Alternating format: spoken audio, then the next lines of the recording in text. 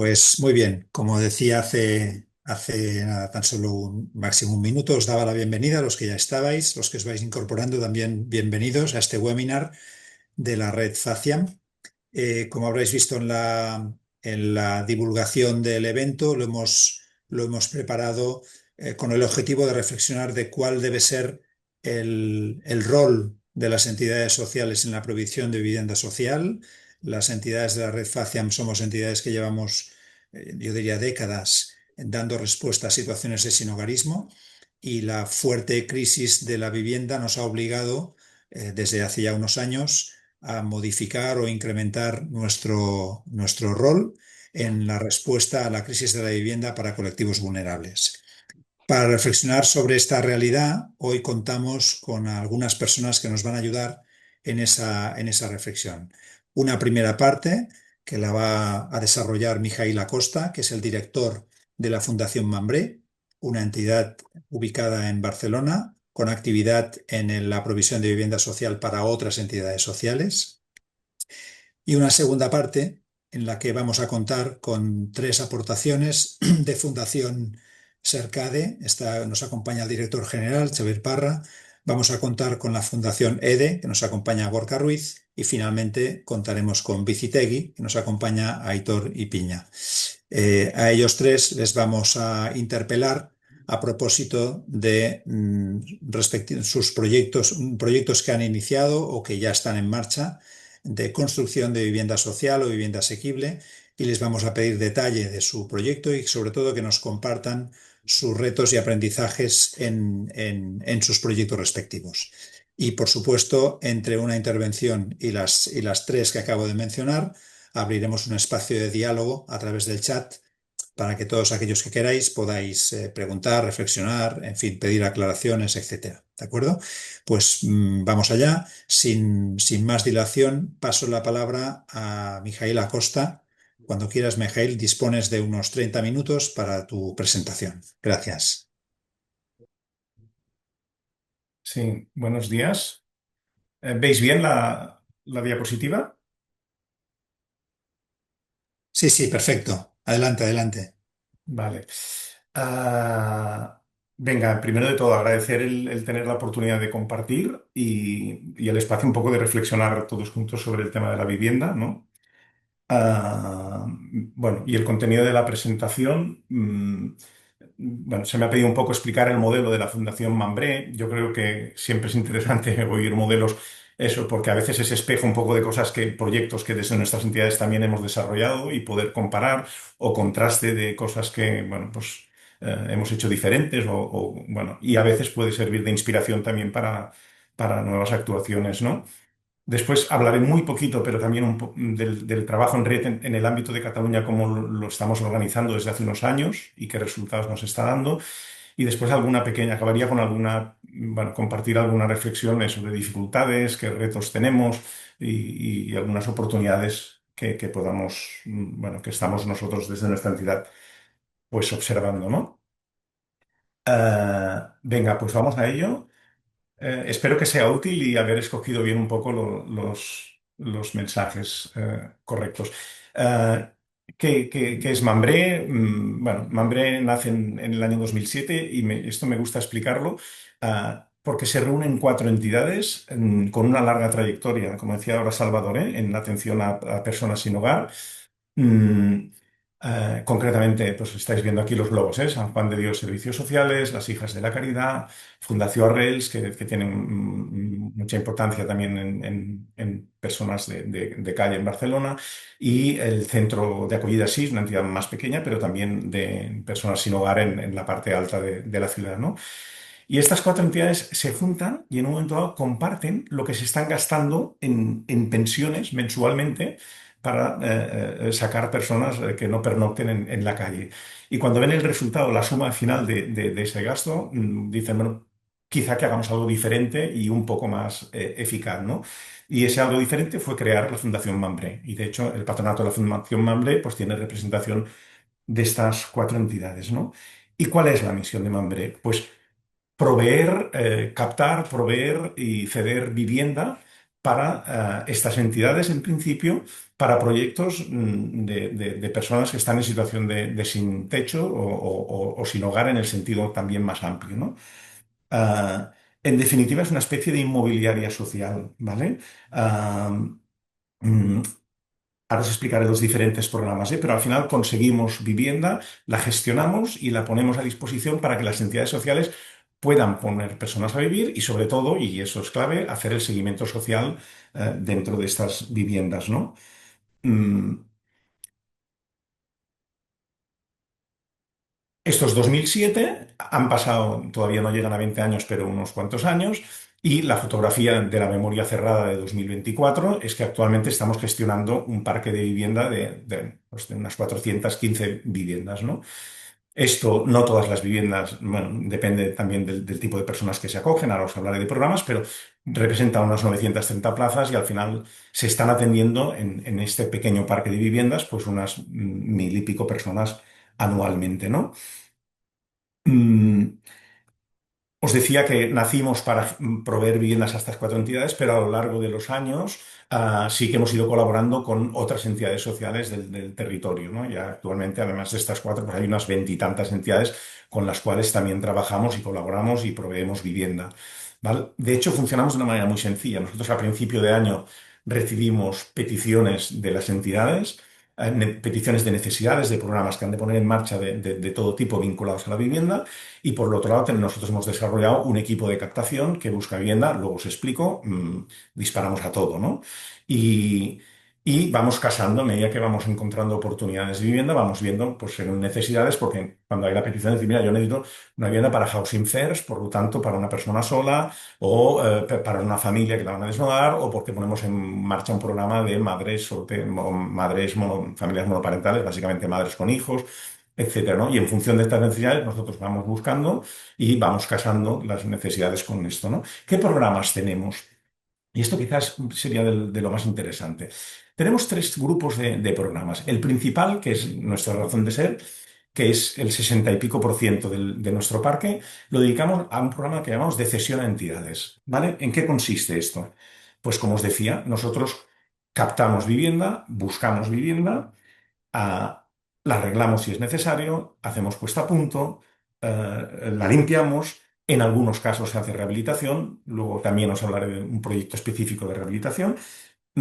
Interlocutamos con la propiedad, si son particulares, propietarios particulares, les facilitamos cómo hacer el contrato, les facilitamos los recibos mensuales. En el primer momento hacemos un seguro a la vivienda, ponemos todos los suministros a nombre de Mambré, y mediamos si hace falta o en un momento dado a lo largo de la vigencia del contrato, si hace falta mediar con la comunidad de vecinos, pues lo hacemos y si con la propiedad pues hay algún problema, alguna necesidad, pues también estamos mediando. Una vez hemos hecho todo esto, hacemos un contrato de cesión a las entidades con las que colaboramos, ¿vale? Y mensualmente pasamos un recibo de todos los gastos de lo que es el alquiler y los suministros, ¿vale? Básicamente, esta sería la manera de funcionar. Con lo cual, aquí es un contrato de cesión a la entidad social. Aquí tenemos, os decía, ¿no? Una gran parte del parque. Ah, bueno, esto funciona muy bien, llevamos muchos años haciéndolo y es una manera que tienen las entidades de olvidarse un poco de lo que sería la gestión inmobiliaria de todo esto, ¿no? Y dedicarse de manera específica al acompañamiento social dentro de la vivienda. Pero es la entidad la que pone a vivir a las personas, la que en un momento dado cobra o no alguna parte de la renta y la que asume la factura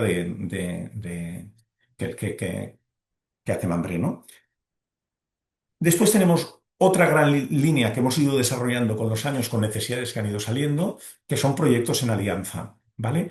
Aquí, bueno, hay diferencias importantes, entre otras es que aquí Mambré sigue llevando la parte de la gestión inmobiliaria, pero lo hace en alianza con otras entidades. Por ejemplo, un programa que ya lleva unos años, que es Ínsula, que es para madres con hijos que tienen un proceso de desahucio. mm, Y aquí la alianza es con San Juan de Dios, que hace el acompañamiento social de estas familias, de estas personas, de estas mujeres. Después Cáritas, que hace asesoramiento jurídico y psicológico en un momento dado. Formación y Trabajo, que es otra fundación especializada en inserción laboral y sociolaboral. Y Mambré, que lo que se encarga es de toda la gestión del inmueble, de conseguir la vivienda y la gestión. Pero aquí el contrato se hace directamente a las personas o familias. Mm, un programa, por ejemplo, parecido, muy interesante, que el nombre es lo de menos, se llama Vesta, que es en un área específicamente socioeconómicamente muy débil, del área metropolitana, ¿vale? En el área de Besós, y que implica a 4 ayuntamientos diferentes del área metropolitana. Aquí es súper interesante porque es lo mismo que os acabo de explicar del Ínsula, están las mismas entidades sociales, pero además hemos implicado a 4 ayuntamientos con sus servicios sociales, que son quien derivan a estas madres con hijos que quedan en desahucio o acaban en pensiones o en situaciones muy precarias y entran en el programa, ¿vale? Y entonces las entidades proveen las diferentes necesidades y permite tener una atención como muy integral y muy holística, ¿vale? Tenemos otros programas en alianza, no los explico todos. Pero bueno, a nivel, bueno, no los explico todos. Luego, si tenéis interés, también podéis entrar a nuestra web y la memoria está como muy explicada. Y luego, la tercera parte serían los programas propios que hemos ido desarrollando, y el que me parece más interesante de explicar es el de viviendas compartidas, que aquí directamente lo lidera la Fundación Mambré, que estamos poniendo en marcha desde hace años viviendas para compartir entre 2, 3 personas. Han de ser personas que ya han hecho un proceso de recuperación personal importante, que tienen autonomía para la vida diaria, pero que tienen un nivel de ingresos muy pequeño.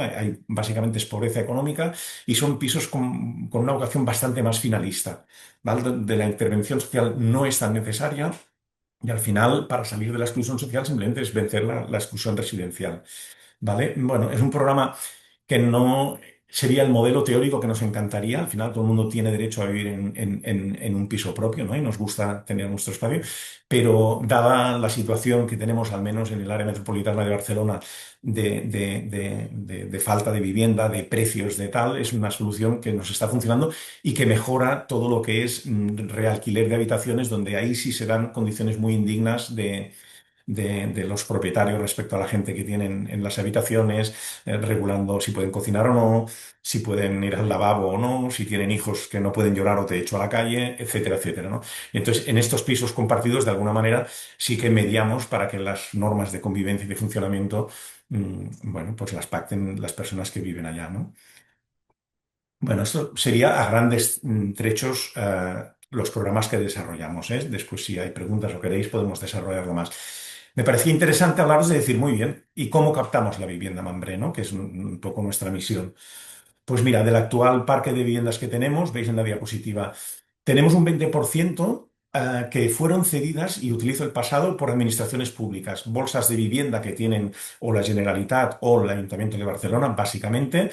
De sus bolsas de vivienda nos cedieron, cuando empezó Mambré en el 2007, bueno, no sé si son 20, 30 en cada caso. Bueno, son pisos que nos han ido muy bien, que forman parte del parque de las administraciones y que gestionamos nosotros y ponemos a disposición de este tipo de programas. Son pisos muy interesantes porque el precio es entre 200, 300, 400 euros máximo, y esto a nosotros nos funciona muy bien para poder atender a personas con muy pocos recursos. El problema que tenemos es que está la tensión que hay con las mesas de emergencia aquí en Cataluña, de falta de vivienda, que en los últimos años ya no nos ceden pisos, y directamente Servicios Sociales está copando los pisos de estas bolsas públicas, ¿no? Después tenemos un 37% del parque que está alquilado o cedido por instituciones privadas o empresas. Instituciones privadas, sobre todo, o muy vinculadas a la Iglesia, ¿vale? o empresas grandes tenedoras que en un momento dado pues, nos han alquilado viviendas, ¿no? Bueno, pues esto nos funciona bien. Por ejemplo, entidades tutelares que llevan tutelas de personas que tienen inmuebles, a lo mejor en mal estado, y que en un momento dado pues, bueno, pues nos las den a nosotros y con lo que ganan de renta, pues aquella persona tiene unos ingresos y en cambio a nosotros también nos ayuda a aumentar nuestro parque, ¿no? Luego hay un 30% que es picar piedra, que es a propiedades particulares, gente con mayor o menor sensibilidad. Y bueno, esto nos ha funcionado muy bien y es lo que está, luego os hablaré de retos y la situación actual, pero es lo que está más en crisis. Muchos de estos contratos que van venciendo, con la histeria que hay a nivel de precios y de subida de alquileres y tal, bueno, hay pretensiones de querer cobrar más. Incluso los límites que tenemos de alquiler, pues no siempre se respetan, el no poder subir los topes de alquiler que están marcados aquí en Cataluña. Bueno, es un sitio, un nicho aquí donde cada vez nos cuesta más. Y luego tenemos, y creo que es interesante, un 13% de pisos en propiedad. Estos son 59 pisos que hemos ido adquiriendo los últimos 4 o 5 años hacia acá, a un ritmo de entre 8 y 10 al año, más o menos. Y son pisos que compramos gracias al mecanismo o al instrumento de tanteo y retracto que funciona en Cataluña, no sé en el resto del Estado. El tema es la administración, con todo el tema de pisos de los grandes tenedores y de la banca y de sus gestoras. Bueno, se legisló para que pudieran tener derecho a compra de tanteo y retracto de este tipo de pisos que venían de desahucios, ¿no? Que provenían de los desahucios. Esto se hizo extensivo hace unos años aquí en Cataluña, también a los entes locales, o sea, a los ayuntamientos y a las entidades sociales. Y además se vinculó, y aquí es muy interesante, a financiación extraordinaria del Instituto Catalán de Finanzas, que es una banca vinculada al gobierno, a la Generalitat, ¿vale? Que nos ofrece unas condiciones muy buenas, con unos intereses muy bajos, y aquí lo que compramos es el derecho de usufructo durante 75 años. Y construyeron la operación o el instrumento de tal manera que durante 30 años tú pagas una cuota de devolución del préstamo al ICF, al Instituto Catalán de Finanzas, eh, y nos está saliendo unas cuotas de máximo 300-350 euros al mes. ¿Vale? Y esto lo pagamos durante 25 años y el resto de años hasta los 75 ya no habrá que pagar cuota. Bueno, nos está permitiendo comprar pisos, pues os hacéis una idea. Luego hablaré enseguida de precios, ¿eh? De 300 y pico euros al mes que nos permite atender a personas o a familias con pocos recursos, ¿no? ¿Cuál es la estructura económica de todo esto? Bueno, Mambre ahora tiene un presupuesto de unos 4 millones de euros. El 88% se va de gasto directo a la vivienda, o sea, alquiler y suministros, y el resto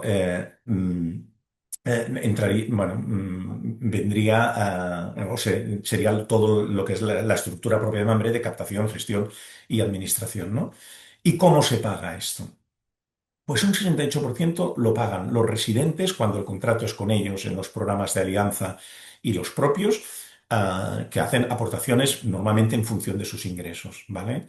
Mm, Después, eh, cuando todo lo que esté son entidades, pues son las entidades sociales que pagan esto. Una parte entiendo que estas entidades lo consiguen a través de las pequeñas aportaciones que pueden hacer las personas residentes, usuarias, y otro puede ser a otras vías de subvenciones directas a sus proyectos de acompañamiento. Y después, para nosotros, muy importante, aportaciones de la administración. Entonces, al menos en Cataluña, ya tiene muchos años, una cosa que llaman la red de viviendas de inclusión, la xarxa d'habitatges d'inclusió, la red de viviendas de inclusión. Esto depende de la Agencia Catalana del Habitatge, ¿vale? Que hay una ayuda para estos pisos que os estoy explicando, entran a una especie de registro, y a partir de aquí tienen una ayuda anual que no es gran cosa, pero interesante, de 1.800 euros. Antes era 2.400, lo bajaron a 1.800, para lo que es la gestión propiamente inmobiliaria de estos pisos. Luego tienen otra línea de ayuda muy interesante, que es el Garantín, que sería algo así como garantizamos, ¿vale? Que son ayudas al diferencial de la renta, ¿vale? en estos pisos, personas pues a lo mejor que el precio es de 400 euros en la vivienda y solo pueden aportar 150 o 200, pero hay una línea para complementar la renta en este tipo de viviendas que están registradas en esta red de viviendas de inclusión, ¿no? Y después incluso hay alguna ayuda de la Diputación también para los seguimientos sociales que se hacen aquí. Y bueno, en todo caso, os pongo aquí en rojo, ¿eh? Si entráis en la web está de manera bastante clara explicado. Creo que es interesante ver de dónde vienen los fondos, la estructura económica, y en la página web encontrarías más detalles. Hay un tema importante que es, bueno, y esto, al final, ¿qué está, este parque de viviendas, a cuánto sale? Aquí es una media global, es una aproximación y como toda media tiene su trampa, ¿vale? Pero estamos en unos 726 euros de media de todo el parque de viviendas, que incluye los suministros y el seguro. Esta cifra, como mínimo, ya implica una reducción en lo que es área metropolitana de Barcelona. Esto, claro, depende de cada territorio, ¿eh? Pero como mínimo ya es una reducción del 33%. Parte del valor añadido de lo que ofrece Mambré a las entidades sociales es esto, es bajar, o sea, captar piso por debajo del coste de mercado, ¿no? Digo que es una media porque hay pisos, como os explicaba, los que hemos comprado por tanteo y retracto, que pueden salir por 200, 300 euros. En cambio, tenemos pisos donde hay familias, pues que estamos alquilando a 800 o incluso 900 euros, ¿vale? O las de convivencia, pues, bueno, esta es una media, pero sí que hay pisos, sobre todo para housing first, han de ser mucho más baratos porque es una sola persona viviendo, ¿no? A nivel de costes que nos salen, lo que serían de cesión a entidades es unos 12 euros persona día. Y luego aquí habría que añadir en el proyecto, desde una visión más global, porque esta es la parte de gestión de la vivienda, habría lo que hacen de seguimiento social las entidades, ¿no? En todo lo que son viviendas compartidas o familias, nos vamos a 6 euros, 10 euros persona día en lo que es la gestión y la provisión de la vivienda, y habría que añadir aquí el seguimiento social. Y luego tenemos algún proyecto que no os he explicado también, ¿eh? De equipamientos donde son todo un edificio, que tenemos diferentes apartamentos o un alojamiento temporal de urgencia para el Ayuntamiento de Barcelona y tal, que aquí nos sale a 24 euros ya más caro porque sí que hay presencia diurna de conserjería, de apoyo, de algún seguimiento social también dentro de la convivencia del inmueble. Y os ponía abajo en rojo para que pudiéramos comparar estas cifras con lo que son albergues de pernocta solo nocturna, con lo que son los ATUs, que aquí llaman alojamientos temporales de urgencia, o, por ejemplo, residencias ya como más especializadas con asistencia 24 horas, que se va como mínimo a 95 euros persona día, ¿no? Con lo cual, un poco es decir, no, realmente somos competitivos. Me quedan, yo creo, muy poquito tiempo. Entonces, explicaros también que como Mambré, pues en Cataluña hay tres o cuatro o cinco fundaciones que trabajamos en esta lógica de proveer vivienda, por ejemplo, Vivienda Social vinculada a Cáritas, pero ellos están muy especializados en familias que acaban en la calle o en pensiones, o Habitat 3, que es muy conocida, y ellos están muy especializados a gestionar parques públicos de diferentes ayuntamientos, ¿vale? Funcionamos bastante alineados y muy en charcha.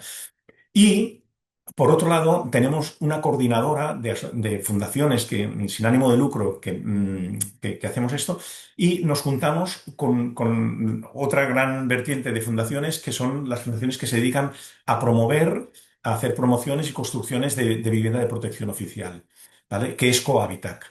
Entonces, Cohabitac tiene como dos almas, lo que es la promoción de vivienda de protección oficial y lo que serían las entidades que hacemos gestión. Son dos universos un poco diferentes, económicamente, universos diferentes, con intereses, bueno, diferentes, pero muy complementarios, ¿vale? Y en este sentido trabajamos con mucho respeto, intentando complementarnos mucho en el discurso. Quizá las promociones trabajan más lo que es vivienda que llamamos asequible o un poco social, y en cambio las gestoras o Mambré especialmente, dedicados a gente sin hogarismo y mucha más pobreza social, que son personas que al final no pueden optar, no tienen ni ingresos mínimos para optar a vivienda de protección oficial, ¿eh?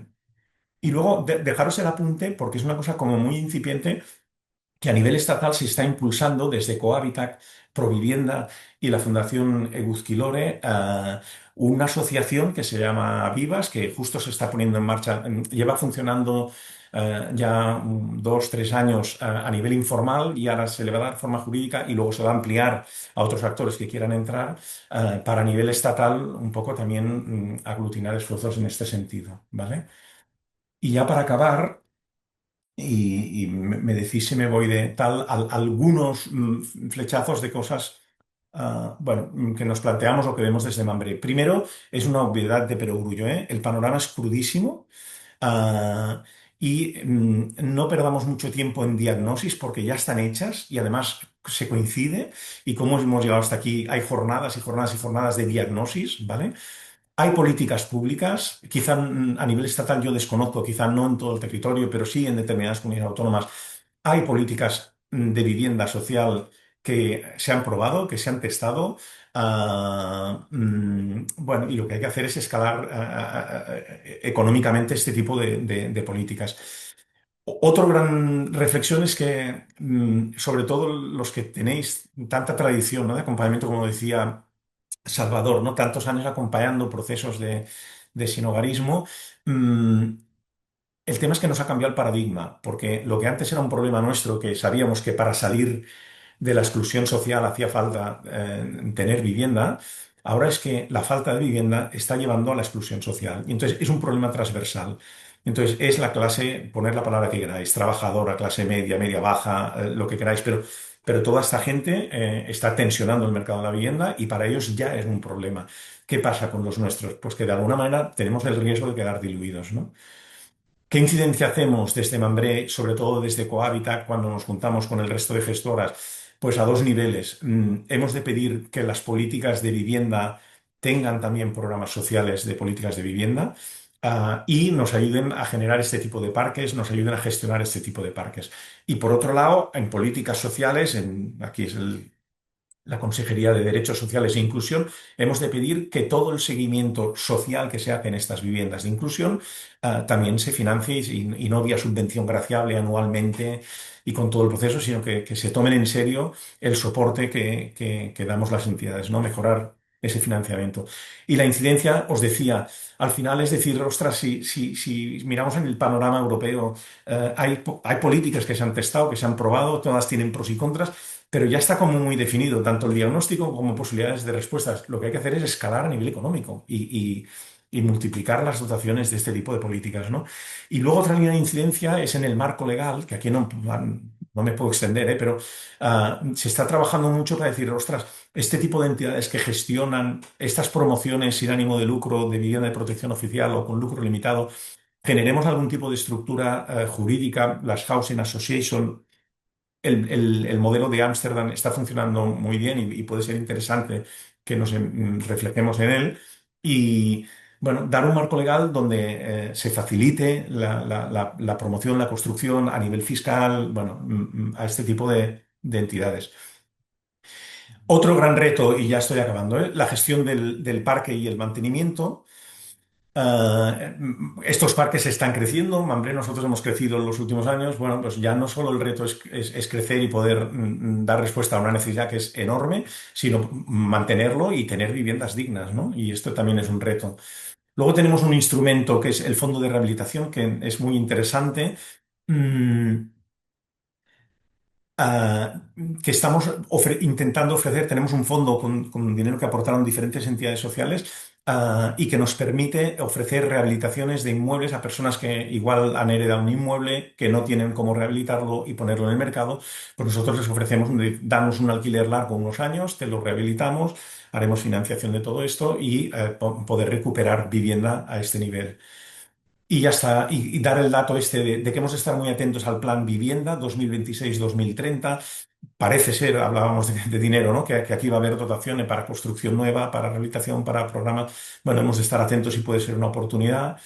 Y luego, por ejemplo, un último interrogante que nos hacemos como Mambré es, bueno, con la dificultad que tenemos cada vez de encontrar vivienda, las gestoras nos hemos de plantear qué tipo de alianzas hemos de hacer con promotoras, si hemos de entrar a gestionar también vivienda de protección oficial. Bueno, esto daría... Y nada, agradeceros la atención. No sé si están bien seleccionados los mensajes. En la página web encontraréis desplegado en la página de transparencia, tanto a nivel económico como de memorias, como descripción de los programas que os he dicho, por si queréis indagar. Y luego os doy mi dirección de correo electrónico totalmente abierto a que si queréis hacerme llegar alguna consulta o material o informes. Y os ponía al final esta foto. Y ya acabo son los tres equipos que confeccionan Mambré, ¿eh? La administración y gestión, que es enorme, tiene su dificultad grande, todo lo que es la gestión de los alquileres, repartir cuando hay unidades de convivencia, refacturar los consumos de gas, luz y agua, bueno, pues toda la gestión de inmuebles que hay. Luego el equipo de captación y luego el equipo social que nos ayuda a hacer este seguimiento, ¿no? De la tinenza, de los contratos, de los impagos, que es un tema también muy importante, ¿no? No como el hombre de negro que va a cobrar allá, sino de acompañar cuando hay un impago que ha pasado y facilidades y estar como muy encima de todo esto. Lo dejaría aquí, no sé si me he ceñido bien a los tiempos y en todo caso seguimos reflexionando con el resto de participantes. Gracias. Gracias, Mijail. ¿Puedes dejar de compartir? Sí, estoy en ello. Ahora. Perfecto. Pues gracias por tu síntesis. Creo que ha sido una presentación muy clarificadora de lo que es Mambré, sus orígenes y su propósito como organización. En el chat han salido varias preguntas que paso a formularte algunas de ellas, quizá no todas, y dejaremos alguna para el final, para la segunda parte de la sesión, una vez hayan hablado Xavi, Gorka y Aitor. Recuperaré alguna pregunta, pero te lanzo alguna que guarda relación directa con la actividad que lleva a cabo Mambré. El La primera es si las viviendas que cedéis a entidades son viviendas temporales o son viviendas a largo plazo. Esa es una primera pregunta. Una segunda pregunta interesante para Mambré es si en su plan estratégico contempla la posibilidad de desplegar su modelo fuera de Cataluña, en alianza con terceros, si pensáis exportar el modelo de Mambré fuera de Cataluña. Una segunda pregunta. Y una... Salvador, ¿puedes activarte el vídeo, por favor, que no se te ve? Ay, perdón. Gracias. Disculpad, pero me oíais, ¿verdad? Eso Sí, sí. Vale, perfectamente. vale, perfecto, perfecto. Una tercera pregunta, serán cuatro, después dejaré el resto para la segunda parte. Una tercera pregunta es si consideras que el respaldo de la administración pública hacia Mambré es satisfactorio, suficiente, ¿qué falta? ¿Qué echas en falta? Y una última pregunta es, ¿qué opinión te merecen las OCIMIS? Cuatro. Dejo las otras, súper interesantes, las dejo para la segunda parte de la sesión. Vale. Tela. Venga, intento contestar como muy rápido y de manera sintética.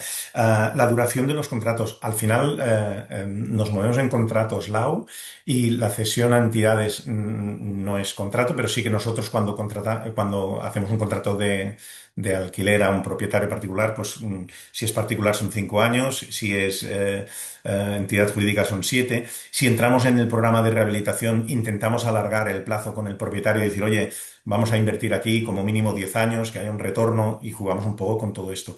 Cuando son contratos directos a la persona, yo no soy súper experto en esto, algunos compañeros míos sí del equipo, pero hay un contrato dentro de la LAO especial de acompañamiento social, o no sé bien el nombre que tiene, ¿eh? Es un artículo específico dentro de la LAO que nos permite hacer contratos de 6 meses y nos permite y así hacer seguimiento y revisión, ¿eh? Cuando es directamente a la persona. Esto también nos posibilita el ajustar lo que pagan de renta en función de ingresos, ¿vale? Si dejan de percibir una paga, pues pagarán menos, si consiguen trabajo, pues aportarán un poco más, etcétera, ¿no? Entonces hay estos seguimientos. Un reto que tenemos y un problema y no resuelto es las temporalidades, ¿eh?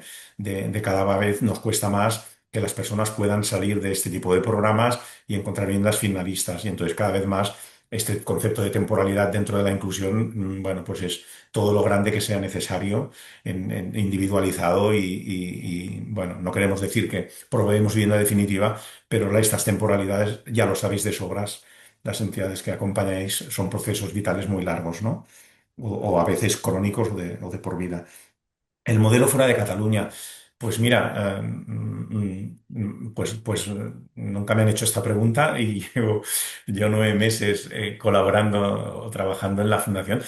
Yo entiendo que no. La vocación de Mambré es dar respuesta a las entidades en el territorio y creo que cada territorio tiene sus entidades y sí, todo lo que sea compartir modelo y compartir conocimientos y aprender de los demás y quiero decir, todo esto. Creo que sí, abiertos a todo esto, pero no hay una vocación en el caso de la Fundación Mambré empresarial de querer crecer o querer, en todo caso, ¿vale?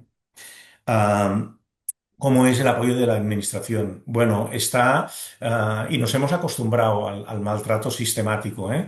Mm, Nos hemos acostumbrado al maltrato sistemático, yo qué sé, todo lo que os decía de los proyectos de las ayudas de ayuda al Garantím garantizamos de los diferenciales de renta o la misma Xarxa. Bueno, sí os podéis imaginar el nivel de papeleo, de justificación, o sea, el nivel de burocracia que implica todo esto, ¿no?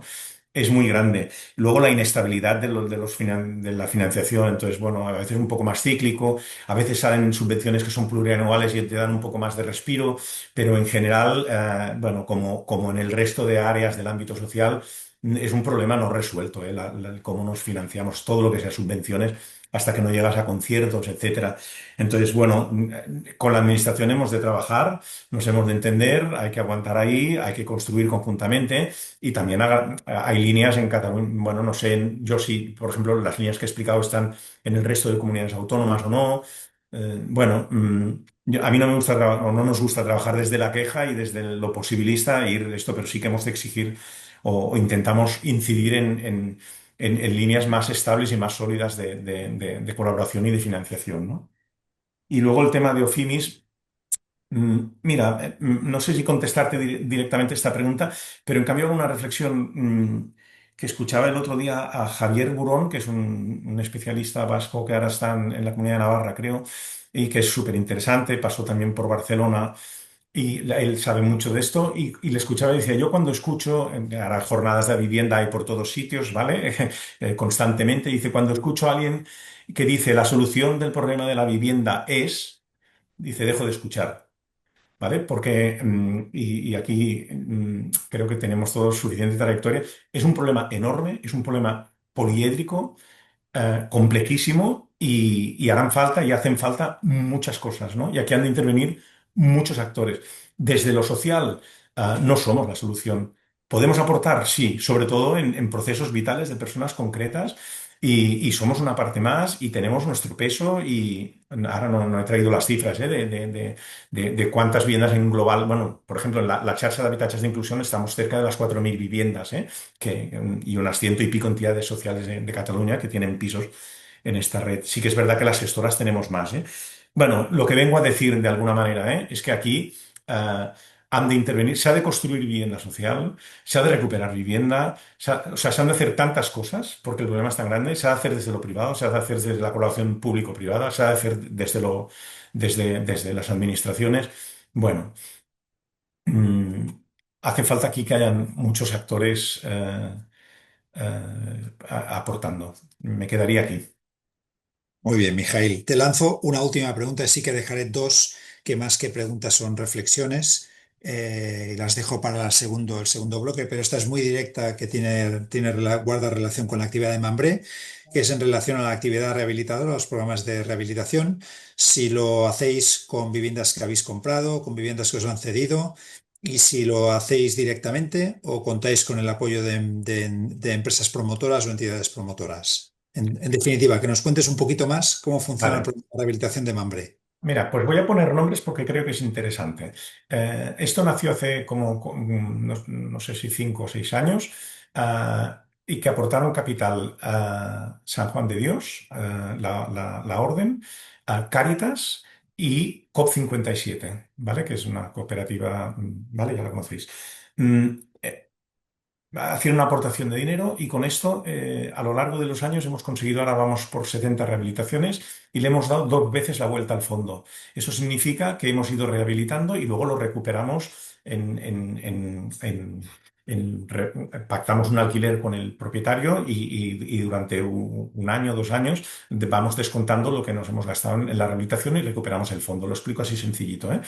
Entonces, esto es un gran instrumento para captar a nivel privado, ¿eh? Pero también lo estamos utilizando con algunos pisos que no se activarían, que pertenecen pues a entidades que tienen fondos patrimoniales, ¿no? Os decía a veces de iglesia o otro tipo de fundaciones, patrimoniales, mm, que tienen parque de vivienda que no lo pueden activar, pues bueno. mm, es un instrumento que yo creo que es muy interesante para el propietario privado, pero que no dejamos de utilizarlo para otro tipo de viviendas. No lo hacemos tanto en los que compramos por tanteo y retracto, porque aquí podemos conseguir algún plus en los préstamos con el ICF, que también se pueden destinar a la rehabilitación, ¿vale? O al acondicionamiento de las viviendas. Sí, te he contestado, ¿quieres? Ah, perfecto. A mí sí, a mí sí. Muy bien. Gracias, Mijail. Pues si os parece, dejamos esta primera parte aquí y te agradezco mucho tu intervención, tu tiempo y también tu generosidad en compartir el conocimiento y la trayectoria de Mambre. Gracias. Muy bien. Pues pasamos a la segunda parte. Paso a proyectar una presentación muy ligera que nos va a servir para explicaros. A ver si funciona. Perfecto. Para explicaros qué pretendemos en esta segunda parte. Le hemos denominado contraste de experiencia de entidades de la red Faciam y para ello vamos a contar con la colaboración de Xavi Parra de Sercade con el proyecto Espacio Casa Común. Vamos a contar con la colaboración de Gorka Ruiz de EDE Fundación con su proyecto Espacio Culunca y finalmente con Aitora Ipiña de Bicitegui con su proyecto Lamia Women Hostel. Para ello, les hemos lanzado y os compartimos con todos vosotros una serie de cuestiones que guardan relación y pueden ser de interés para todos y sobre todo a propósito de estas tres experiencias. Por tanto, la primera cuestión sería eh, qué rol debe llevar a cabo las entidades sociales en la construcción y rehabilitación de vivienda. Alguna cosa ya nos ha contado Mijail. ¿Qué mecanismos de financiación habéis obtenido en la implantación o en el desarrollo e impulso de los proyectos que ahora conoceréis un poquito más? ¿A qué colectivos se destinan? ¿Qué mecanismos habéis alcanzado, mecanismos de concertación de la actividad? Una vez se rehabilita o se construye, ¿quién paga la actividad? Si es que la paga alguien. ¿Qué tipología de vivienda estamos hablando? Si es temporal o es vivienda. Si habéis llegado a algún acuerdo con promotoras de vivienda. Y finalmente, que nos trasladéis, nos compartáis qué retos y qué aprendizajes de futuro creéis que esas experiencias os han traído. Entonces, sin más dilación, eh, os presento el proyecto de Sarcade, el proyecto Espacia Común. Es un proyecto en Granada que está en una fase muy inicial de rehabilitación integral de dos edificios anexos que está en el corazón de Granada. Van a salir de ahí 85 alojamientos dobles eh, y son 8.400 metros cuadrados y la inversión se acerca casi a los 8 millones de euros. Nos acompaña Xavi, como os decía. Entonces yo le preguntaría a Xavi, una primera pregunta es, bueno, ¿esto quién lo paga, no? O sea, ¿cómo se financia esto? Si ha habido mecanismos de financiación, porque es una operación de claramente de una cierta envergadura para una entidad social. Xavi, cuando quieras. Pues gracias, Salvador. Y si me oís bien, ¿verdad? Sí, sí, sí. Sí, pues gracias Salvador y gracias por la pregunta y por la oportunidad de contaros un poquito Casa Común, esta iniciativa. Y yo también pongo encima de la mesa que no sabría responder a la mayoría de las preguntas que le han planteado a Mijail, ni siquiera las que están en el chat porque no somos para nada expertos en vivienda. Luego tendremos oportunidad de hablar de aprendizajes. Para mí son todo y para nuestra entidad son todo aprendizajes porque es la primera vez que nos embarcamos en algo así, ¿no? Eh, para hablar de financiación, yo creo que sin extenderme mucho, sí que me gustaría contar muy brevemente que esto nace en 2021. que nace en 2021 desde una iniciativa que ya parece que hemos superado, pero algunas entidades la seguimos guardando ahí como en el corazón también por todo lo que ha supuesto, que es esa iniciativa que tuvimos con unas entidades de convocarnos en OSPES, en una iniciativa que planteaba ilusión sobre un modelo de acompañamiento, de gestión de vivienda, etcétera, y que lo intentamos materializar en proyectos de rehabilitación, ¿no? En proyectos de rehabilitación de diferentes espacios. Cercade planteó en un inicio tres espacios, digamos, edificios que son patrimonio de los capuchinos en Zaragoza, en Madrid y en Granada, que podían servir para generar vivienda bueno, de esos, después de 3, 4 años peleando con la administración, ha sobrevivido de momento Granada, ¿no? Y ha sobrevivido, digo, porque durante estos 3 años nos hemos dedicado a analizar cuál podía ser el modelo de financiación. Estamos hablando de un edificio, como bien decías, de dos edificios que en conjunto son 8.400 metros cuadrados, que en su origen alojaron una residencia de personas mayores, ubicados en un lugar espectacular en Granada, al ladito de la Gran Vía, en las faldas del Albaicín, o sea, un lugar privilegiado que lo pongo encima de la mesa porque podría haber servido seguramente para hacer iniciativa con fines de lucro y poder y que los capuchinos dentro de su patrimonio hubieran podido explotarlo, y hubo un compromiso por destinarlo a fines sociales. El proceso de financiación comenzó con el Ministerio de Vivienda, con algunas interacciones que tuvimos y en el marco del Plan Estatal de Vivienda. Ahí luchamos en esa alianza también un poquito porque se desarrollara el programa 8, que ha funcionado durante estos años, un programa del plan estatal que plantea la generación de fondos para rehabilitación de espacios y generación de vivienda en modelo colectivo. Y bueno, después de que saliera ese programa, los programas del Plan Estatal de Vivienda tienen que ser desarrollados luego posteriormente por las diferentes comunidades autónomas, pues fue de alguna forma la pelea, la interlocución, tanto con la Junta de Andalucía como con el Ayuntamiento de Granada, para que se contemplaran fondos para ese programa, porque luego lo que es el reparto del marco de financiación del Plan Estatal de Vivienda sí que depende digamos, del marco que establezca cada una de las comunidades autónomas. Entonces, por una parte, que destinaran fondos para ahí, y luego que dentro de esos fondos que se viera que el proyecto nuestro de Casa Común podía ser un proyecto interesante y que fuera calificado como tal por el propio Ayuntamiento de Granada como un proyecto prioritario. ¿Esto a qué nos ha llevado? Después de 3 años que ha habido infinidad de reuniones, pues nos lleva al final a primero constatar que sí que ha habido apoyo público, es decir, de los 7,7 millones, alrededor del 40% de esa financiación va a salir no solamente del Plan Estatal de Vivienda y de lo que en Andalucía se describe como Plan Vive, que es el plan de fomento de la vivienda para destinar la vivienda de protección oficial.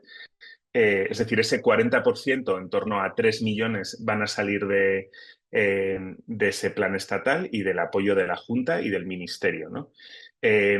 Con esto, y ahora me centro en el otro 60%, que es el que nos trae de cabeza y el que ha hecho que el proyecto mute.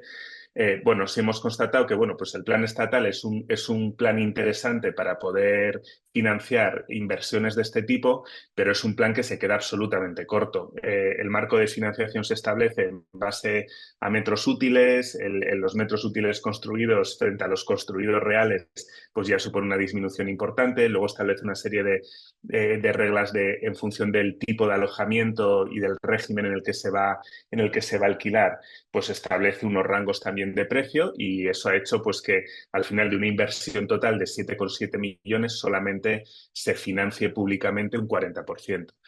El otro 60%, pues el otro 60% ha exigido cuestionar el origen inicial que pretendíamos para estas viviendas. Nosotros queríamos construir vivienda destinada para personas en exclusión social.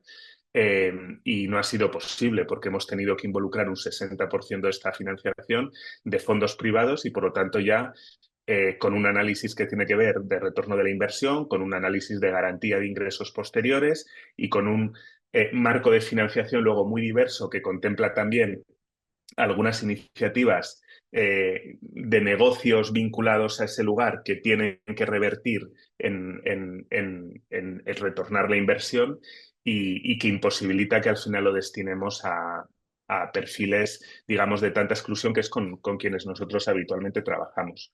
Y eso nos ha llevado al final que el proyecto, bueno, es un proyecto de vivienda de protección oficial, pero que sí que está destinado a personas con una cierta garantía de renta. Esto me lleva a la segunda parte, Xavi, este último comentario, que incide en la sostenibilidad del proyecto. Estoy entendiendo que vais a plantear un proyecto que mezcla vivienda social con vivienda asequible y eso significa que las personas con capacidad de renta van a acabar financiando la actividad que vais a llevar a cabo de acompañamiento a las personas que están en régimen de vivienda social. ¿Es eso lo que estás comentando? ¿O vais a tener además alguna, o prevéis tener algún apoyo en la actividad por parte de alguna administración pública?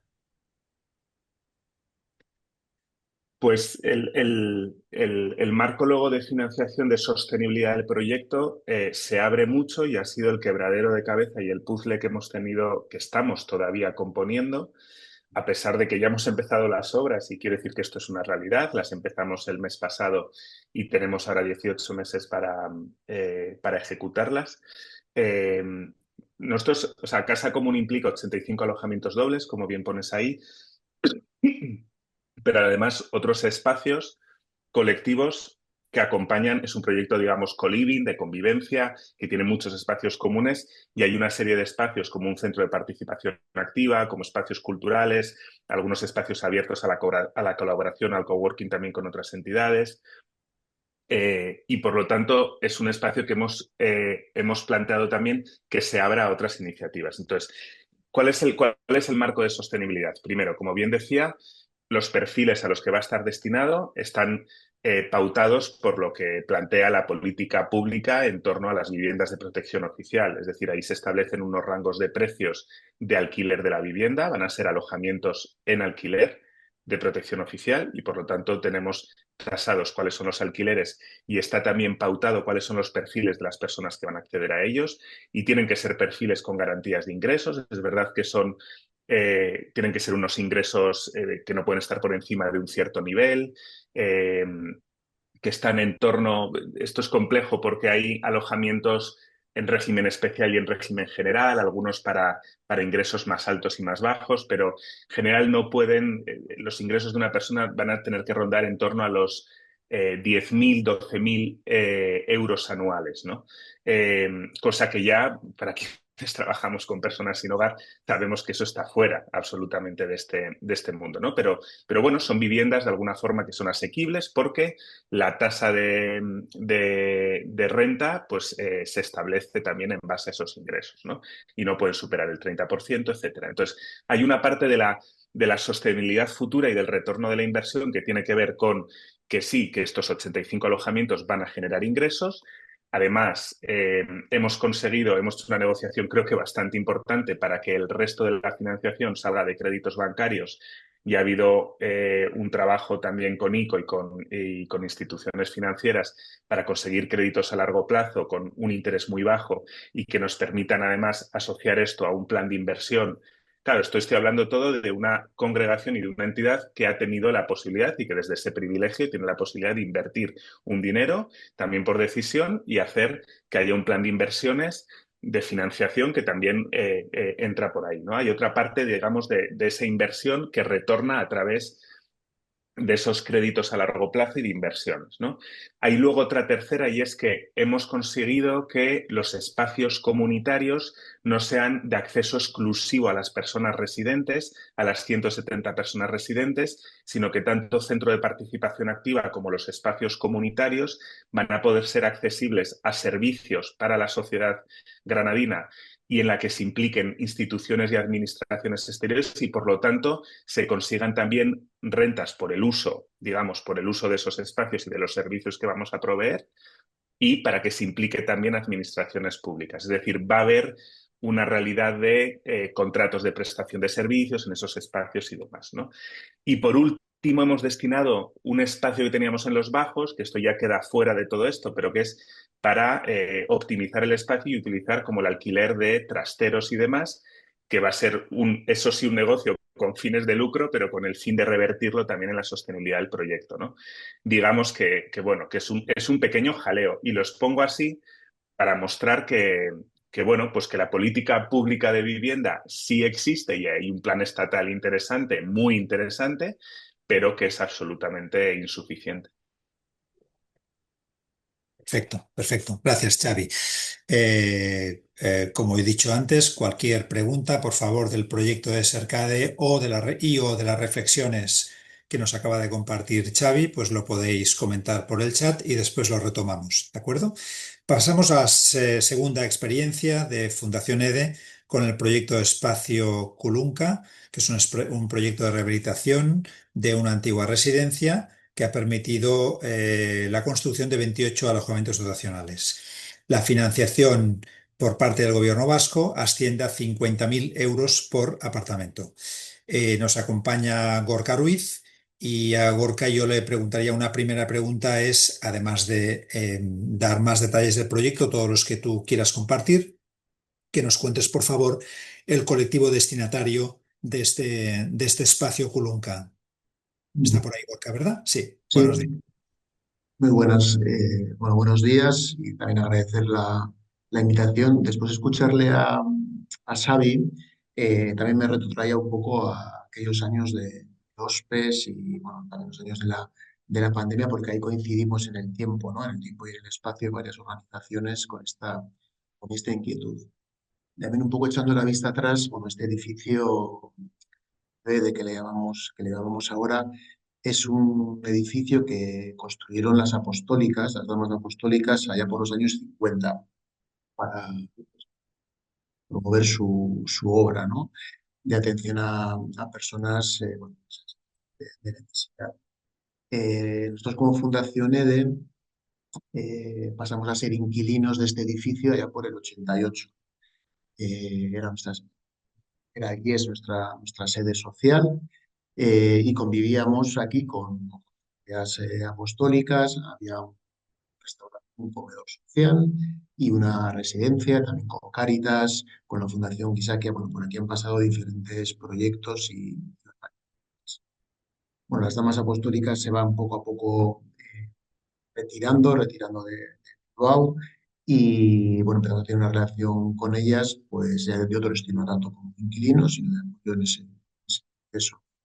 Y convivía también una reflexión y en este entorno. Bueno, el edificio está en Taucho, en un barrio, bueno, a nivel socioeconómico de clase media alta, en Bilbao, y había una reflexión en el propio Bilbao sobre el modelo de comedores.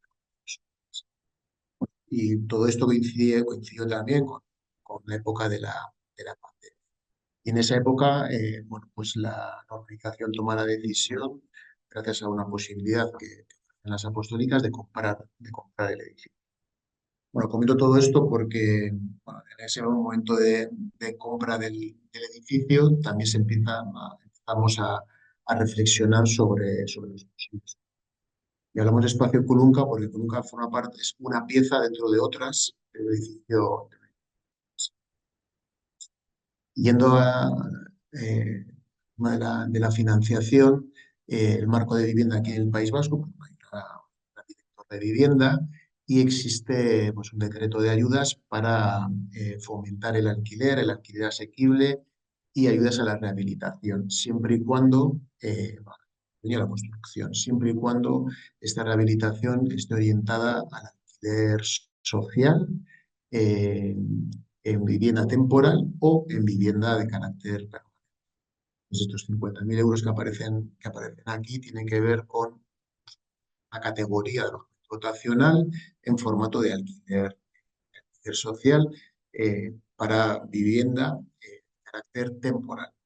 De hecho, en ese decreto, si la vivienda se construye o se rehabilita con carácter permanente, o sea, permanente hacia la persona, eh, esta cantidad asciende a los 100.000 euros, que esto lo recibe por apartamento de hora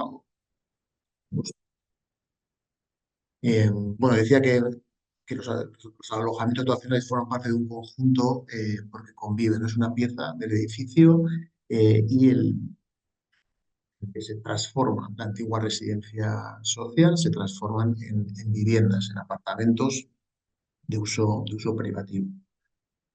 El comedor social tomamos la decisión de transformarlo en un restaurante social abierto al barrio, que se inaugura la semana y los espacios pues, más de oficinas que hay en la otra L, pues tomamos la decisión de que sean los espacios de trabajo de la propia fundación y también que una parte de estos espacios se destine a la cesión o al uso de otras entidades sociales. La sede social de FIARE pues, se ha trasladado aquí entre otras. Bueno, yendo a la pregunta, Luca, Gorka, disculpa, que a veces se te va el audio. ¿Puedes acercarte al micro? sí, La voz va y viene. perdón. ¿Ahora se escucha Gracias. mejor? Sí, sí, adelante. Los destinatarios bueno, el proceso previo eh, a la rehabilitación, ¿no? Y también todos los 2 años que hemos estado en el proceso de rehabilitación, ha sido un proceso muy similar al que contaba Xavi, ¿no? De ir encajando elementos progresivamente. Incluso también las personas destinatarias. Bueno, actualmente, que ya han empezado a vivir las primeras familias y las primeras personas en Culunca, en los apartamentos dotacionales, hay 2 plantas, son 14 apartamentos, que son familias en situación de desahucio, eh, que están bajo el paraguas del área de acción social del Ayuntamiento de Bilbao. Ese es uno de los colectivos destinatarios. Hay 14 familias viviendo ya en 14. Luego hay otra situación hay otra planta, otros 7 apartamentos, que son mujeres víctimas de violencia. Y aquí violencia machista. Aquí en el País Vasco, pues esa competencia la tiene la Diputación Foral de Vizcaya. Es el segundo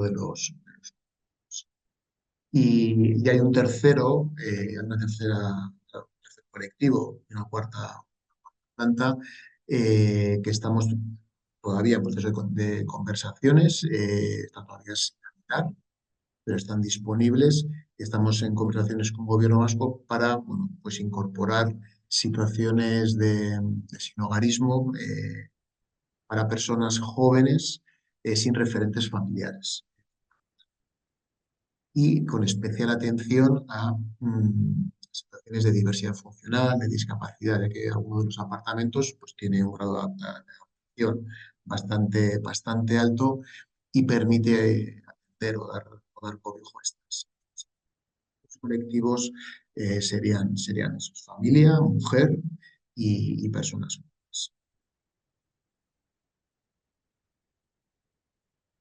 Perfecto, gracias, Gorka. Una segunda pregunta es, mm, ¿la actividad la tenéis concertada? ¿La actividad de seguimiento social?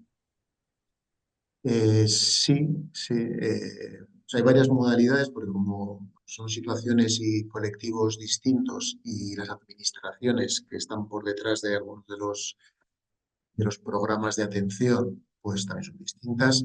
Eh, las modalidades de concierto, por decirlo de alguna manera, también son diferentes. Dentro de Bilbao, la parte alojativa eh, va vía prestación de servicio y la parte de acompañamiento, de atención, las figuras profesionales de apoyo, eh, tenemos conveniadas sin embargo, las mujeres en el servicio de mujeres víctimas de violencia machista, bueno, pues es una licitación, una prestación de un servicio que ya veníamos desarrollando desde la organización y las plazas, ¿no? De alguna manera, que van dentro del marco de Culunca, pues la parte económica, por decirlo de alguna manera, y de actividad va vinculada a esa licitación como un incremento de plazas en la atención a estas situaciones. Bien, muy bien, Gorka, gracias. Lo dejamos aquí. También gracias por compartir vuestra experiencia. Pasamos a la tercera, a ver si me funciona, perdonad. A ver si esto funciona. Ahora, perfecto. Pasamos a la tercera y última experiencia a cargo de Vizitegui, el proyecto Lamia BBK Women Hostel, que es un espacio inclusivo de convivencia para mujeres que necesitan alojamiento temporal. Se sitúa en la ciudad de Bilbao y claramente lo plantean como un proyecto inclusivo en el que pueden compartir espacio personas que tienen necesidades sociales con personas que simplemente necesitan un alojamiento por distintos motivos. Nos acompaña Aitor Aipiña, el director, y le preguntamos a Aitor, una primera pregunta es, este proyecto ya lleva un tiempo en funcionamiento, sería muy interesante que nos contaras el balance de actividad. ¿Qué balance realizas después de este tiempo de puesta en marcha del proyecto? Cuando quieras, Aitor. Visitegui empezó un proyecto, o sea, esto surge de un proyecto que tenemos de Borobilchen de mujeres, trabajar con mujeres sin hogar en Bilbao.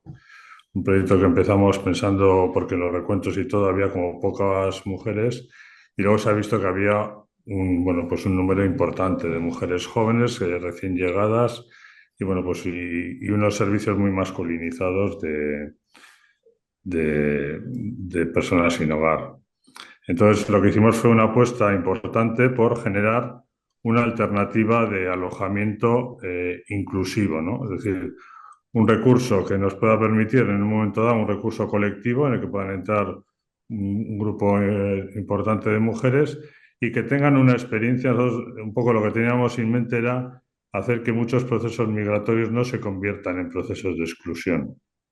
Entonces, lo que hicimos fue un recurso que a la vez era un lugar de alojamiento y un lugar de convivencia, que nos parece que era importante hacerlo. Entonces, ahí generamos y nos metimos en hacer un hostel turístico solo para mujeres.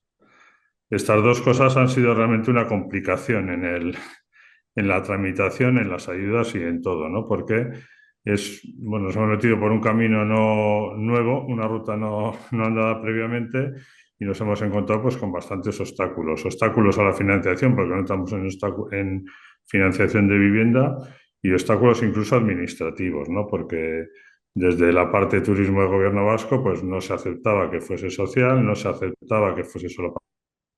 Entonces, quiere decir que la articulación del proyecto ha sido compleja, ¿no?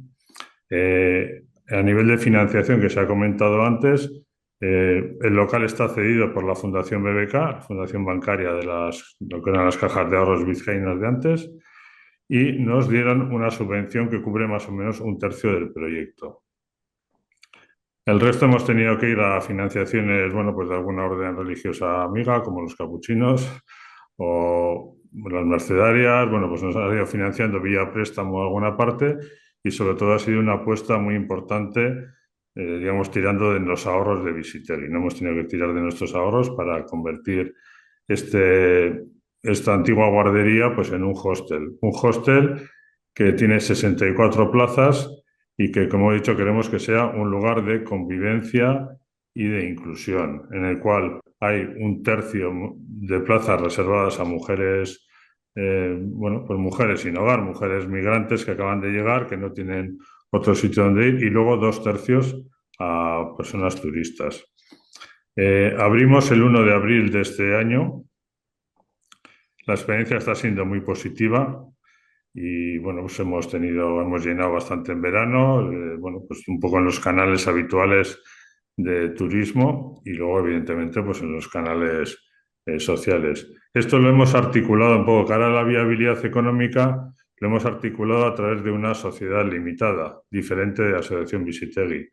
Con lo cual, el problema de las mujeres que están alojadas y que no tienen recursos, eso lo cubre la asociación. Es decir, toda mujer que entra al hostel ella o alguien tiene que pagar por su alojamiento, ¿no? Entonces, en este caso, las 15 mujeres que hay, tenemos el programa nuestro de mujeres sin hogar, pues son cubiertas por Vizitegui, que es el que tiene que buscar, pues vía a través de los mecanismos de financiación social, pues es el que tiene que buscar la financiación de eso, ¿no? Entonces, digamos así, separamos un poco el equilibrio del hostel, pues básicamente tiene que venir a través de buscar bueno, pues el público turístico, y la parte social pues se tiene que cubrir por parte de Visitegui. Ha sido la reflexión que hemos hecho. Yo creo que nos hemos metido en una situación más difícil, que hubiese sido más fácil conveniar todas las plazas, que hay una demanda muy grande social, y hubiese sido posible, incluso más fácil, conveniar las plazas. Pero bueno, queríamos meternos un poco en esta aventura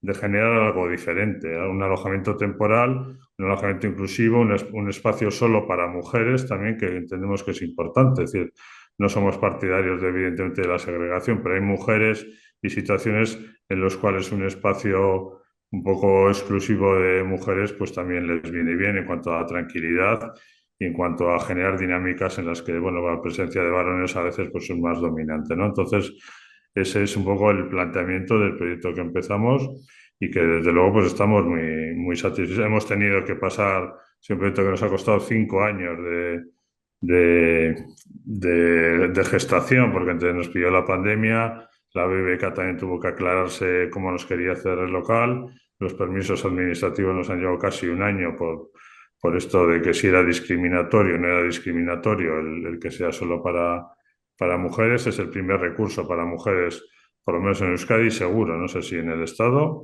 Y yo creo que es también el primer un poco que mezcla. El gran reto de este proyecto es hacer que ese espacio de alojamiento temporal de mujeres que no tienen recursos y que vienen sobre todo de procesos migrantes recientes, pues bueno, la convivencia entre eso y las personas, las mujeres que vienen a visitar Bilbao o a ver la final de la Europa League, pues que tengan una convivencia y que sean experiencias positivas y gratificantes para ambos perfiles o ambos, digamos, pues las mujeres que vienen con los motivos. Hay bastante también mujeres que vienen a hacer el Camino de Santiago.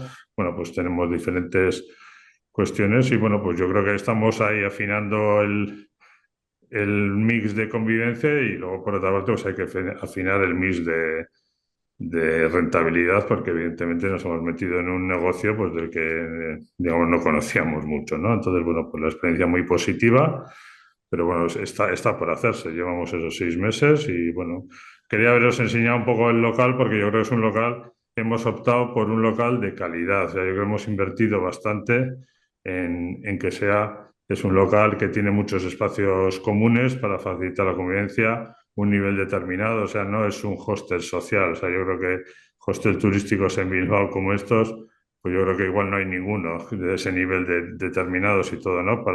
Porque creemos, hemos aportado mucho por la dignidad y la calidad del recurso, ¿no? Entonces yo creo que eso es un poco como primera presentación, Salvador. Qué bien, qué bien. Gracias, gracias, Aitor. Vamos justos de tiempo porque queríamos terminar a y media, pero hay tal cantidad de preguntas en el chat que todos los que tengáis tiempo y disponibilidad lo vamos a alargar un poquito, no mucho, pero lo vamos a alargar. Voy a lanzar una pregunta a Xavi, a Gorka y a Aitor, y es si de manera muy sucinta, si nos podéis compartir algún reto o algún aprendizaje de vuestras experiencias. Casi que os pediría como un titular, un mensaje muy directo. No nos da mucho tiempo para una reflexión demasiado larga, pero sí algún mensaje que queráis compartir. Empezamos por Aitor, que ya te tengo en pantalla con micro Sí. abierto. Bueno, nosotros el reto de bueno, el aprendizaje es bueno, también es el reto, es el sincronizar los ritmos de convivencia de mujeres con muy diferentes motivaciones que acceden a un recurso temporal, que para algunas es muy temporal porque el índice de permanencia de las turistas es de menos de 2 noches, y hay mujeres que llevan meses. Entonces, eso es uno de los aprendizajes importantes que estamos haciendo. Y luego el reto, pues queremos que este hostel, que hoy en día la parte turística se percibe mucho como un recurso no diferenciado, pues que se diferencie como un recurso más social, un recurso femenino y feminista, que bueno, pues que en el mercado se valore de otra forma y que nos haga estar un poco. El mercado turístico es muy competitivo, entonces los precios pues fluctúan mucho, y es un público muy sensible al precio, del que nos gustaría salirnos un poco. Pero el aprendizaje fundamental es que merece la pena apostar por recursos inclusivos y por no generar guetos sociales, sino que las mujeres que vengan estas situaciones pues puedan tener una convivencia normalizada. Eso nos parece que es muy importante para evitar esa deriva hacia pues, posibles procesos de exclusión si no lo hacemos, ¿no? Muy bien, gracias, Aitor. Gorka, ¿un aprendizaje, un reto?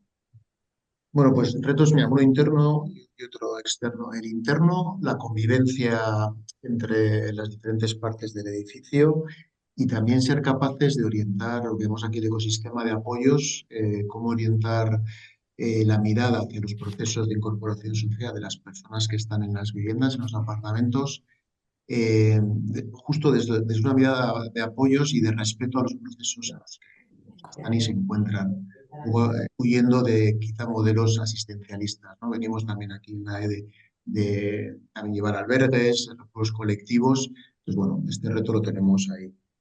Y uno, bueno, externo o vinculado a las propias viviendas y a sus procesos vitales, las salidas, cómo asegurar o tramar eh, o apoyar la salida de estos proyectos de vida a vivienda autónoma.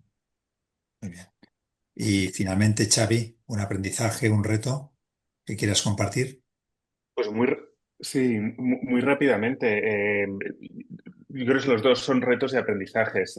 Una es la sostenibilidad, que ese es un reto sí de nuestro proyecto de cara al interior para que toda esta apuesta realmente salga bien, pero también para que podamos decir que esto es replicable y que nos podemos lanzar a modelos de trabajo con colaboraciones público-privadas y destinar todos esos inmuebles que siguen existiendo, por ejemplo, en el ámbito de las congregaciones, de las entidades religiosas y poder destinarlos a fines sociales.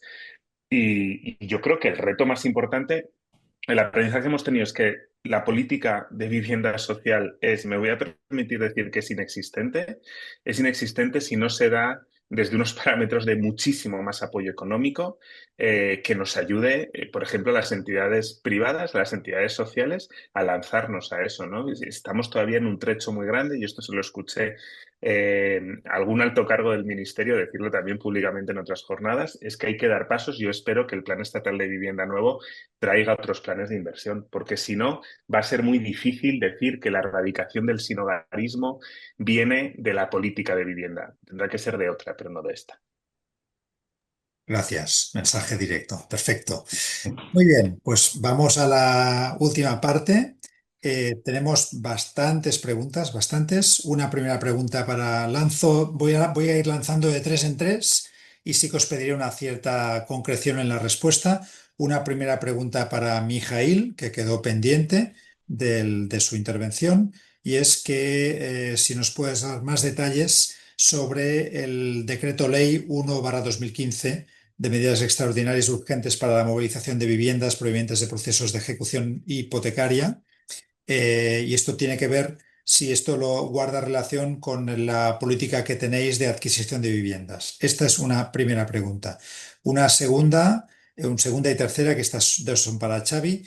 La primera es cómo conjugáis este proyecto con la inclusión social, cómo corregís la posibilidad de que se pueda convertir el edificio en un gueto de personas vulnerables. Y una segunda pregunta para Xavi es cómo son los alojamientos dobles, qué características tienen, si se van a destinar a familias o van a ser unidades unipersonales y en cualquier caso cómo planteáis la temporalidad de esas viviendas.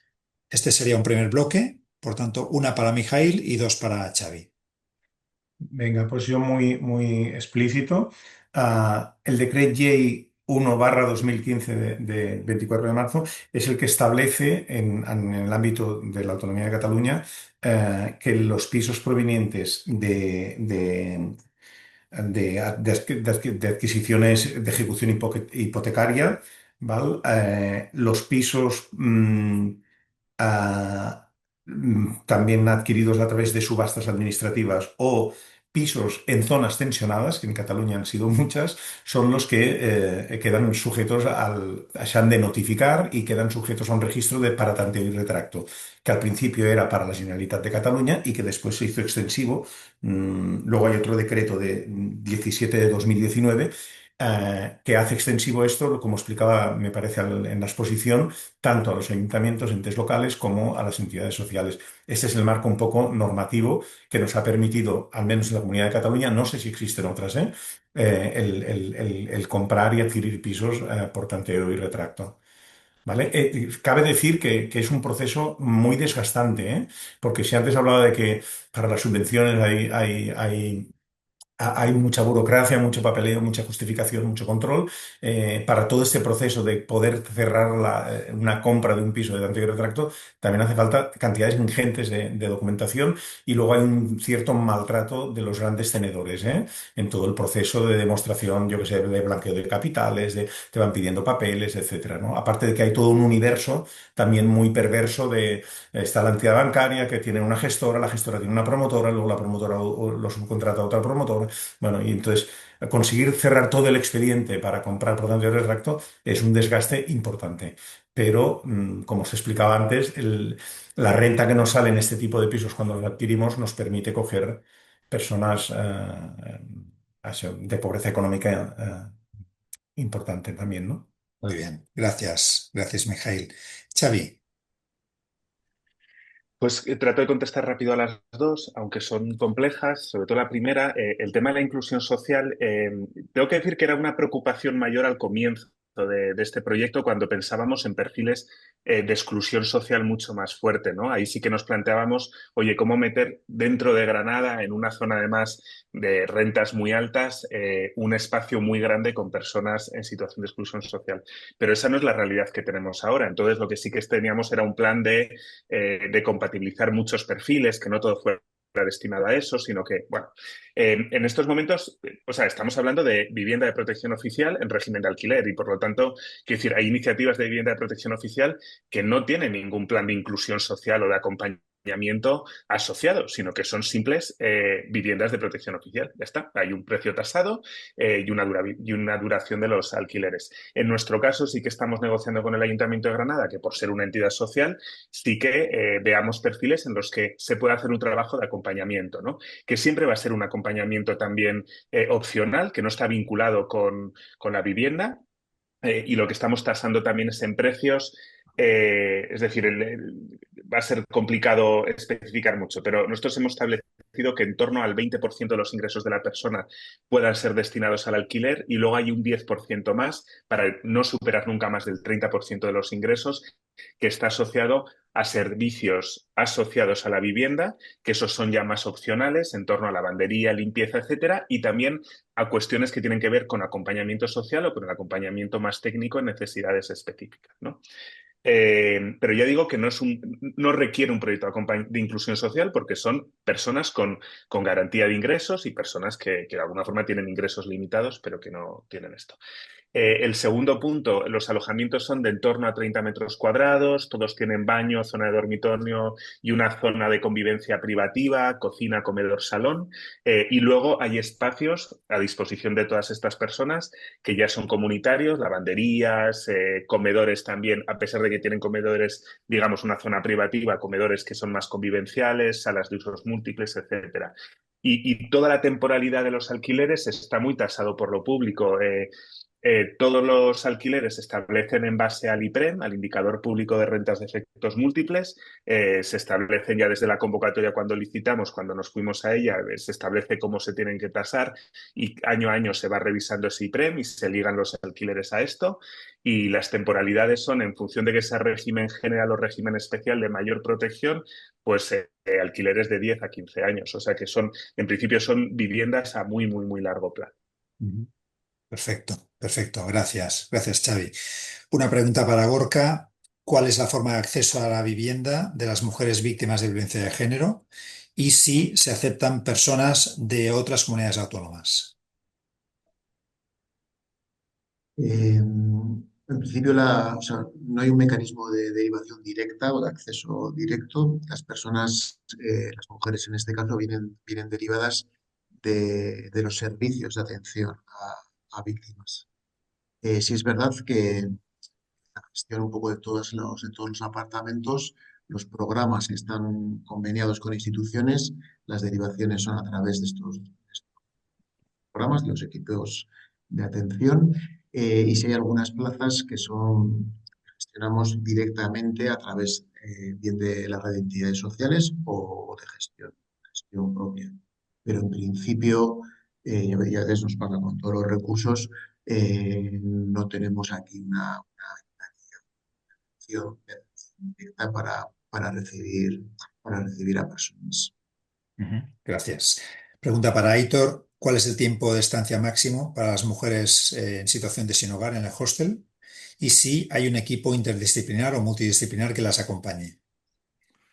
Bueno, el tiempo de estancia, según la ley de turismo, es máximo un año. O sea, nosotros todavía no hemos llegado a ello. Nosotros tenemos una red de pisos también para mujeres en esta situación, con lo cual de los hosteles, en la medida de lo posible, van pasando al piso con una estancia mayor, ¿no? Pero es decir, no tenemos establecido un máximo. Lo que marca la ley es 12 meses y, bueno, de momento, pues hay personas que llevan los 6 meses que llevamos abierto, lo llevamos, están allí de forma permanente. Permanente, o sea, bueno, han estado todo el rato. La idea es que vayan saliendo porque realmente pues son alojamientos de literas y demás, pues que bueno, pues que está bien temporalmente, pero bueno, no es el sitio adecuado. Luego la última, ¿qué pregunta me has hecho la segunda?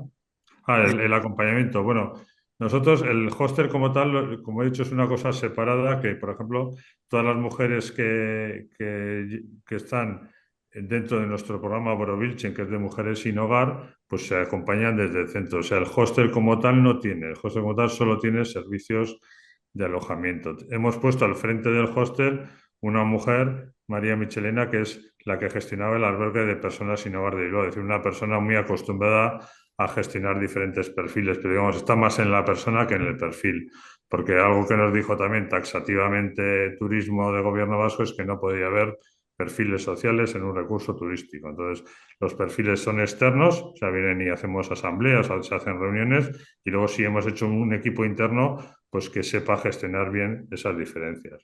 Quiero aprovechar una pequeña cuña publicitaria, Salvador, ya que no hemos podido ver en la imagen que había preparado el hostel. A todas las mujeres que me estáis escuchando, si venís por Bilbao, pues ir a verlo y alojaros. Es decir, que es un recurso, los demás igual no se pueden utilizar. Este se puede utilizar y de verdad que merece la pena. Qué ricasco. Muy bien, Aitor. Gracias, gracias, gracias. Una pregunta para todos es: ¿cómo están viviendo las personas que les ofrecéis modalidad de vivienda compartida? ¿Qué grado de aceptación estáis teniendo? Si hay alguna resistencia al respecto.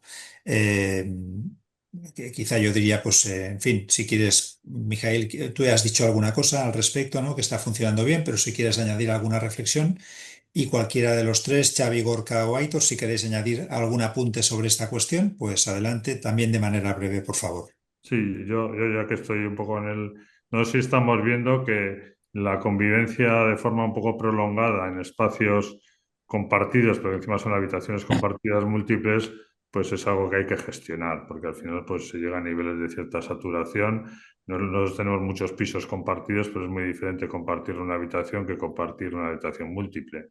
Entonces, bueno, pues es otro, digamos, de los mini retos o retos que tenemos ir viendo eso, porque al final sí se llega un poco hacia esas situaciones un poco más de tensión, ¿no? Pero bueno, lo demás, las personas están acostumbradas a compartir pisos, no tanto habitaciones. Un poco en el mundo Visitegui no se comparten habitaciones, excepto en el hostel, se comparten pisos.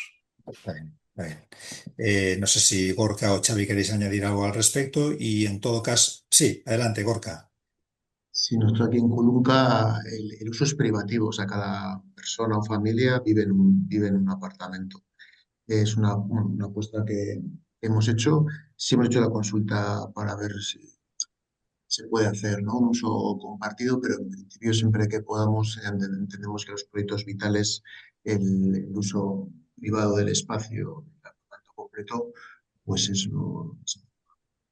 Muy bien, gracias. Hay una repregunta sobre la aparición de las OCIMIS en España y es una pregunta que os la lanzo abierta a todos. Mijail ya ha contestado, pero sí que me gustaría escuchar vuestra opinión al respecto de este nuevo actor que ha aparecido con relativamente hace poco en España. Si alguien se anima. Yo no Yo sé si me, antes he sido suficientemente explícito, pero contestaba de manera como muy amplia, de decir, ostras, nos hemos de reconocer que hay agentes muy diversos, con intereses diferentes, pero el drama es tan grande que al final hemos de ver cómo podemos y en qué colaborar y cooperar, ¿no? Y entonces a veces, a pesar de que los intereses pueden ser diferentes, pues pueden producirse sinergias bueno, donde también nos ayude a crecer el parque de viviendas o podamos dar solución a situaciones muy desesperadas de vivienda. Quiero decir que hemos de aprender a cooperar cada uno desde el rol que tenemos, ¿no? Yo creo que las entidades sociales hemos de poner muy en valor, como estamos haciendo, ¿eh? Todo lo que hacemos, pero también abiertos a cooperar con diferentes actores y que van saliendo, ¿no? Y reconocernos y sabemos en qué vamos a coincidir, en qué no, qué hemos de complementar nosotros y en qué podemos darnos la mano, ¿no? Entonces, bueno, yo me quedaría como ahí, ¿no? Y al final, antes lo decía, o sea, es tan complicado el tema que utilizar la fórmula esta de disparamos a todo lo que vuele. O sea, al final hemos de... Es que es dramática la situación. He visto en el chat una pregunta que decía, bueno, hay muchas listas de espera, bueno, enormes, ¿no? Nosotros de los programas propios que os decía de pisos compartidos, no sé, ahora estamos no cogiendo más lista de espera porque tenemos como mínimo para 2 años o 2 años y medio, ¿no? Porque es que es un problema, al menos en las grandes ciudades, de unas magnitudes enormes, ¿no? Con lo cual, bueno, yo creo que colaborar con todo bueno, dentro de una ética de funcionamiento, ¿no? Perfecto. Gracias. Xavi, creo que tú querías decir alguna cosa. sí, yo creo que algunos estamos o hemos explorado estos últimos años esta cuestión de las SOCIMIs y yo mi sensación, siento decirlo así, pero que es poner al zorro a controlar a las gallinas.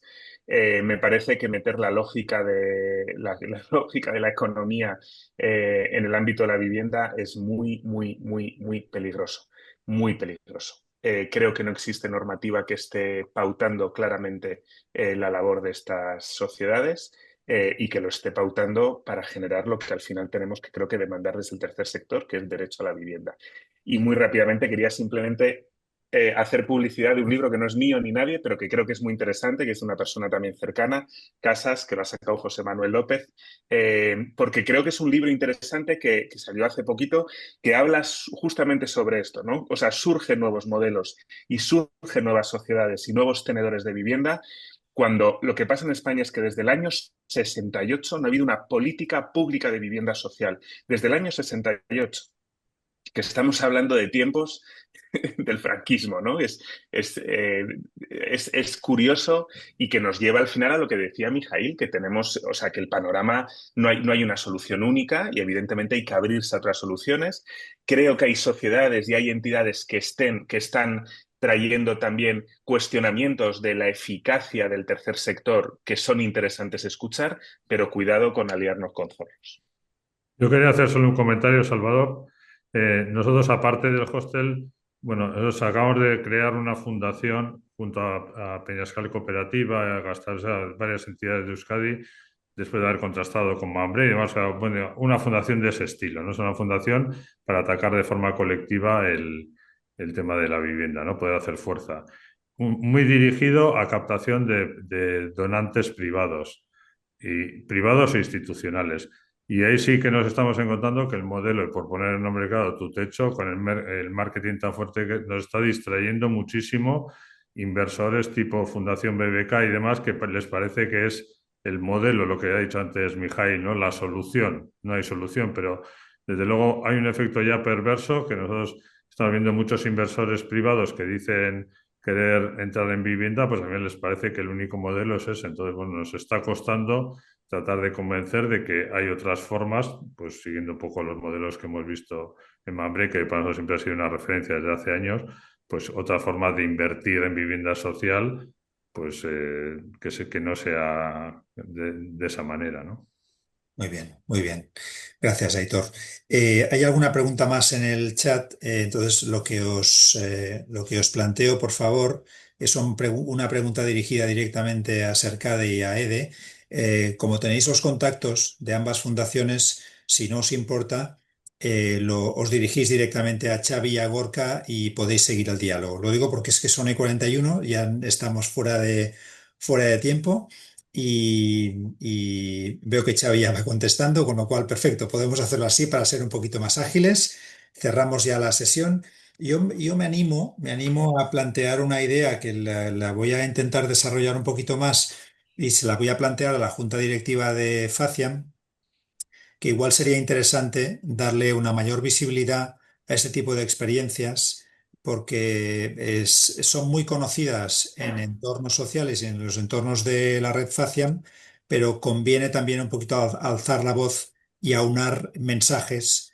Y por tanto, hoy hemos presentado tres, pero hay más experiencias. Hay otra experiencia en Barcelona de Sant Joan de Déu. En fin, hay varias experiencias que valdría la pena aunarlas en no sé si publicación, pero en fin, valdría la pena darle una vuelta para ganar un poquito más de fuerza en nuestro discurso común. Pero eso lo podemos hablar con calma. Es una cosa que se me ha ocurrido a medida que os iba escuchando. Digo, esto aquí hay mucha potencia, lo conoce muy poquita gente, son proyectos transformadores. En clave de futuro son distintos, son muy distintivos y singulares y vale la pena que se conozcan. Pero bien, dejo ahí el apunte y ya lo hablaré con mis colegas de la Junta a ver qué les parece la idea. Paso ya la palabra a Elena Ayuso de la red Faciam, secretaria técnica de la red, para cerrar la sesión y ya nos anuncia próximos eventos. Gracias a todos por vuestra atención. Gracias, Salvador, y gracias a todos los ponentes. Bueno, creo que estamos muy satisfechos por el interés que ha tenido este webinar y bueno, pues por la calidad o el interés de las intervenciones. Solo un último mensaje. Os queríamos invitar a esta línea de webinar. Este es el primero. Quedan otros dos. No hay una línea temática, pero sí el tema en común son cuestiones clave, como ha sido este de la provisión de vivienda. Tenemos otros dos temas claves. El 13 de noviembre hablaremos del papel del tercer sector, muy conectado con lo que hemos hablado hoy. El papel del tercer sector en relación con la administración. Le hemos llamado entre la denuncia y la colaboración, un poco esta disyuntiva, ¿no? Creemos que es un tema muy interesante. También emplazaros al 12 de diciembre, donde hablaremos de los recuentos como herramienta de análisis para el sinhogarismo. Creemos que son cuestiones claves, muy diferentes, pero todas conectadas por nuestro trabajo y nuestro interés. Así que muchas gracias a todos y a todas y os esperamos el 13 de noviembre en nuestro siguiente webinar. Muchas gracias.